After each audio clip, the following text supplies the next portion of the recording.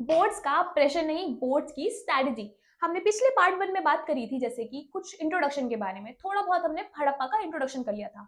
आज मैं बात करूंगी इंपॉर्टेंट साइट्स के बारे में। देखो, इंपॉर्टेंट साइट्स होती है हमारी, हड़प्पा से रिलेटेड चीजें जो भी हमें मिली है वो हमें इंडिया में भी मिली है और इंडिया के बाहर में भी मिली है। तो इससे आपको एक चीज तो बहुत अच्छे से पता चल रही होगी कि जो हड़प्पा था वो कितना फैला हुआ था।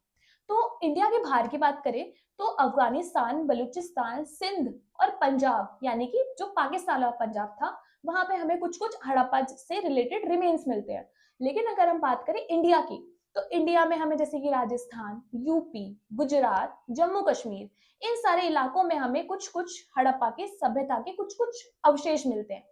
अगर हम बात करें कुछ कुछ इंपॉर्टेंट साइट्स की, जो कि आपको एग्जाम के लिए बहुत ज्यादा इंपॉर्टेंट याद करना पड़ेगा, क्योंकि आपके मैप में भी आ सकता है, आपसे ये क्वेश्चन में भी पूछा जा सकता है, तो आपको अपने आंसर्स को स्ट्रॉन्ग बनाने के लिए ये तो याद करना पड़ेगा। जैसे कि देखो, इंपॉर्टेंट साइट्स कौन कौन सी है, जैसे कि राखी गेड़ी, धोलावीरा, कालीबंगन, ये सब चीजें आपको बहुत इंपॉर्टेंट है याद करना। तो ये इंपॉर्टेंट कैसे करोगे, इसके लिए आपको पूरी डिटेल पीडीएफ मिलेगी जिसमें आपको ये सब कुछ मेंशन होगा, आपको बस इसको याद करना है। क्योंकि देखो बच्चों, कुछ कुछ तो चीजें हमें याद ही करनी पड़ती है, क्योंकि इन चीजों को समझा नहीं जा सकता, इन चीजों को बस हम याद कर सकते हैं। तो फिर टेलीग्राम में जो लिंक दे रखा है उसको ज्वाइन करो, और जो इसमें नोट्स प्रोवाइडेड है उनको पढ़ना स्टार्ट कर दो, बहुत लेट हो गई अब।